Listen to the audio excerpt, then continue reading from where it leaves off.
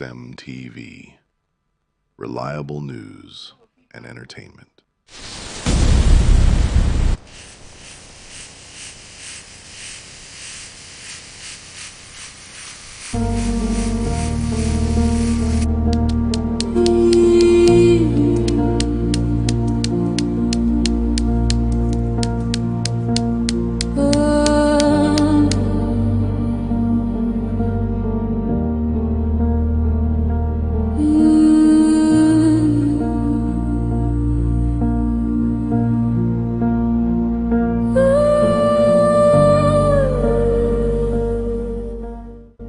This is CEMTV, reliable news and entertainment.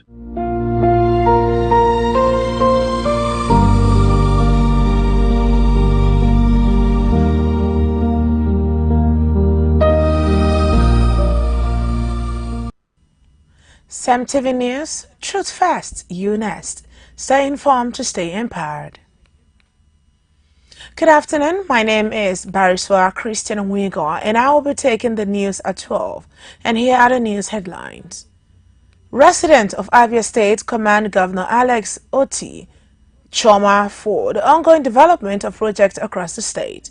Uganda opposition leader Besigye appears in court and crackdown on dissent. Canberra midwinter ball overshadowed by expanding KPMG scandal.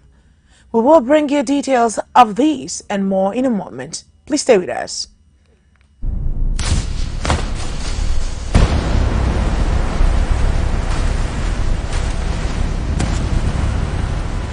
This is CEMTV. Reliable news and entertainment.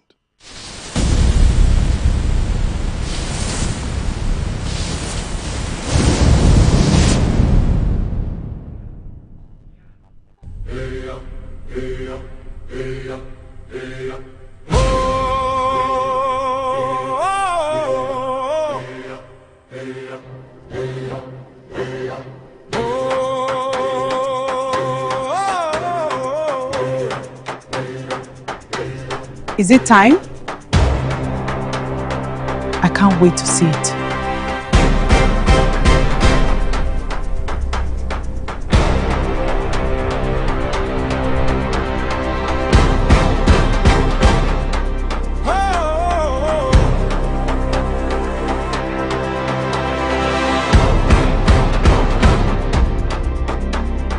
Voice of the people, stories that matter. Oh wow! Haha! Truth in every moment, now and forever. Across every border, across every land, we form, we empower, together we stand.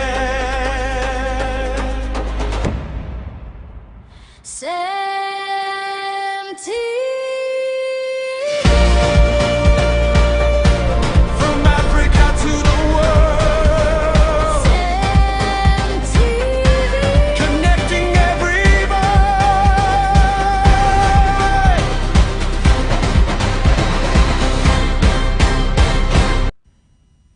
Thanks for joining us. On Rivers News, a development economist, Dr. Minoja Nathaniel Akokain, has stressed the importance of timely, people-centered budget planning and legislative approval to ensure effective delivery of public services. Dr. Akoka met the call while reacting to the delayed submission of the 2026-2028 medium-term expenditure framework by Rivers State Governor Similai Fubara to Rivers State House of Assembly. If the financial year of Rivers State has already elapsed, or is coming when it's coming when the previous budget have already expired, it therefore means that it is coming too late, because it is an annual. Permit me to say that it ought to be an annual exercise, an annual ritual. That is why it is referred to as the planned government expenditure and revenue over a period of 1 year, usually 1 year. So at every end of a particular year, there is supposed to be a budget for the next year for government activities and economic activities to thrive. For the fact that it's coming some period of time, say some months after the previous year or the base year, it therefore means that it's coming to. Dr. Kokai charged the Rivers State government to place greater emphasis on good governance rather than political consideration in its fiscal planning. He further urged the government to ensure that the future expenditure and revenue projections are aligned with the need of the people, identifying agriculture as one of the critical sectors that deserves increased investment to drive economic growth, enhance food security, and boost internally generated revenue. The economists maintain that prompt preparation, presentation, and legislative passage of budget frameworks are essential for effective policy implementation and sustainable development. As a matter of fact, it will have enormous negative impact on the performance of government, and thereby also having negative effects on livelihood in Rivers State, because legally or constitutionally, government cannot spend a kobo when it is not budgeted for. So that could be seen, as you've mentioned, projects will not be delivered, as planned. The timelines given for projects, government activities generally will be grounded. I wonder how the government of Rivers State is able to run Rivers State without approved budget for the state, because government cannot spend a kobo. Government cannot, even if you receive grants or you receive whatever from any place, those monies are part of the budget, because the budget itself, it is not just about the expenditure part. The budget itself also covers the revenue part.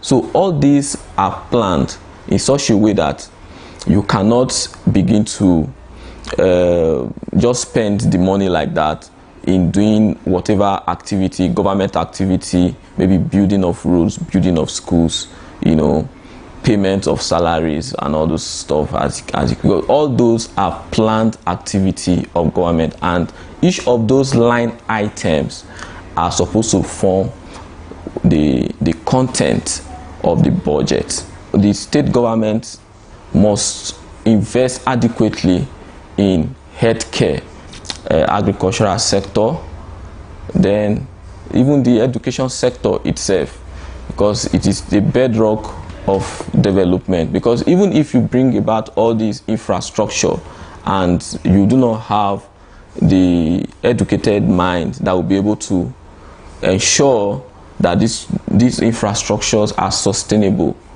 those infrastructure are not going to yield the positive outcomes. On the national scene, the residents of Abia State have commended Governor Alex Chioma Oti for the ongoing development project across the state, with many expressing support for his re-election. The present government has really changed people's lives, both infrastructure and development, especially in the security part of it. For we that run the road or do the transport business here in Abia State, we have really enjoyed this Governor Oti Alex Chioma administration very well, because we have a free movement from various parts of the Abias will run our business. The government is really trying, and we pray that God will still help him to achieve more than this in Abia State. Speaking with CEMTV, a commercial driver, Wokocha Prosper, praised the governor for improving road infrastructure and making a positive impact on the lives of residents, saying Governor Oti deserves a second term because of his achievement. However, he appealed to the government to review the operation of the state-owned shuttle bus, saying they are affecting the livelihoods of commercial drivers and could force many out of business if the issue is not addressed. I think in terms of infrastructure, he has done marvelously well. At least the roads now are better. And I also know that the education system has improved due to the introduction of the free school system. I think the electricity too has improved. I think he has done well. So do you think he's deserving of a second term? Of course he does. He does deserve a second term. Looking from the look of things, the second term will help him finish the works that he has started. At least there are some roads that are still begging for rehabilitation. I think the second term will give him the chance to fix. Another resident, Chukwemeka Jidefor, described the governor's performance as outstanding. He said OT has met the expectations of many Abians by providing good roads, steady electricity, and other infrastructure. Jidefor expressed confident that the governor will be re-elected because of his visible achievement and called on residents to vote for him in the next general election, saying another term would give him more time to bring further development to the state. Still on the national scene, Lagos State has been hit by widespread flooding following hours of torrential rainfall, leaving homes, businesses and major roads submerged across several communities, areas of both the mainland and the island, including Mushin, Gbagada, Surulere, Ikeja, Ikorodu, Oshodi, Victoria Island and part of Lekki were among those severely affected as residents struggled to move around the city.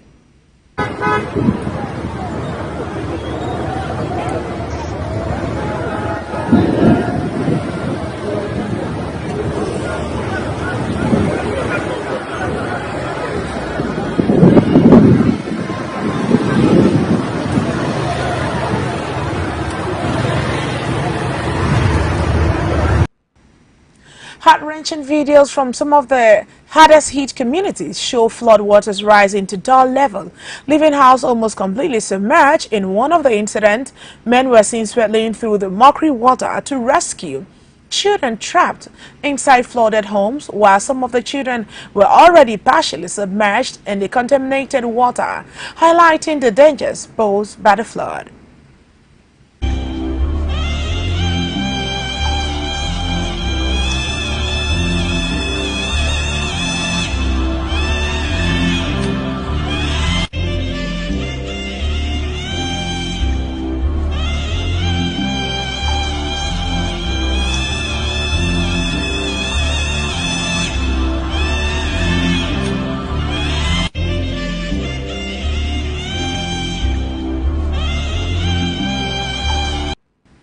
The flooding also disrupted commercial activities at a high-end restaurant. Water rose to the calf level inside the building, forcing staff to provide nylon bags for customers to cover their feet as they made their way out through the flooded premises. The scene also underscored that the impact of the flood extended beyond low-lying communities. On major roads, several vehicles were left partially submerged after being overtaken by the rising water, causing traffic disruptions and leaving motorists stranded. The incident demonstrated that both informal settlement and high-end estate were affected by the downpour, renewing concerns over drainage infrastructure, urban flood management, and the need for greater flood preparedness as the rainy season continues. To African news, where Ugandan opposition leader Kizza Besigye has appeared before a court on treason charge as concerns grow over an intensifying crackdown on political opposition ahead of the country's next elections. Besigye has remained in detention since he was arrested in Kenya last year and returned to Uganda to face trial. During the court proceedings, Besigye said the case could not continue because his legal team feared for his safety following the recent arrest of one of his lead lawyers. His supporters and human rights groups have raised concerns over his detention and the conditions surrounding the case. The crackdown has been linked to General Muhuzu Kainerugaba, the son of President Yoweri Museveni, who has in recent weeks ordered the arrest of several activists, politicians and lawyers and had shut down several TV stations only a few days ago. The development have drawn international criticism, with right organizations warning of a shrinking democratic space in Uganda. Reports on the foreign scene says that politicians, journalists and business leaders gathered in Australia's capital for the annual Canberra Midwinter Ball, a high-profile event that brings together the country's political and media elite. However, attention quickly shifted from the celebrations to a growing corporate governance scandal involving accounting giant KPGM. The focus intensified after Peter Nash resigned from the board of the Westpac. Nash, who previously served as chairman of the KPMG Australia, said his decision was not to prevent the controversy from distracting the bank as investigations continue. KPMG is one of the world's largest accounting and audit firm, responsible for auditing the financial record of major companies and providing business advisory services. The firm has come under scrutiny of allegations that confidential client information was improperly used to secure business, raising concerns about professional ethics and corporate governance. The controversy has already resulted in the resignation of several senior executives and has prompted multiple investigations by Australian authorities. The development have also renewed calls for stronger oversight of the country's professional services industry. While the Midwinter Ball remained a gathering of Australia's political and media elite, the expanding KPGM scandal became the dominant talking point, with its potential implications for corporate accountability, counting to draw national attention.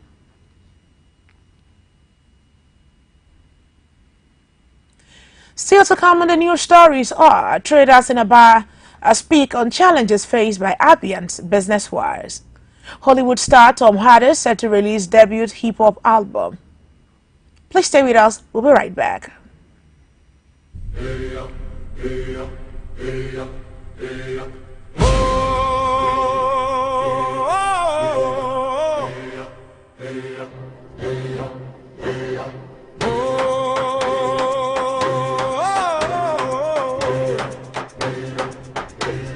Is it time? I can't wait to see it.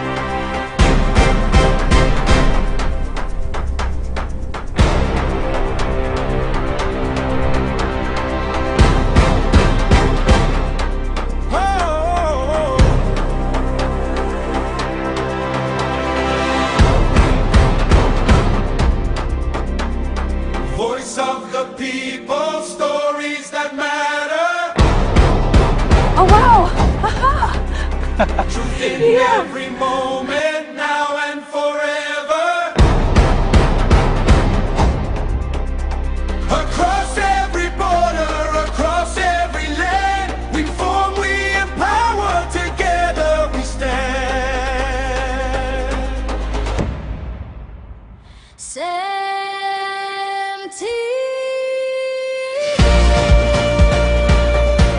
From Africa to the world, connecting every voice.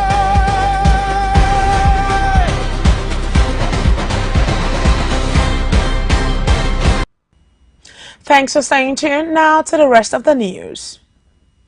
In health, Executive Secretary of the Tertiary Education Trust Fund, Sonny Echono, has urged Nigerian scientists to develop the country's first locally made vaccine against Lassa fever, speaking in Abuja during the presentation of a TED Fund research project by the Federal University of Health Sciences. Otukpo, he described Lassa fever as a major public health challenge and said a vaccine remains the most effective way to reduce infections and save lives. Echono said the research findings will be submitted to the Nigeria Center for Disease Control and Prevention and the Federal Ministry of Health. He added that a successful validation of the findings could support plans to establish a vaccine development center in Nigeria, while calling for practical steps to speed up the production of a local vaccine. The Vice Chancellor of the Federal University of Health Science, Otukpo, Professor Francis Aba Uba, said the 250 million naira TED Fund research grant helped to improve Lassa fever diagnosis, treatment, and control, upgraded laboratory facilities, and train young scientists. The lead researcher, Professor Joseph Okopi, noted that Nigeria records the highest number of Lassa fever cases globally, with an estimated 5,000 to 10,000 deaths each year.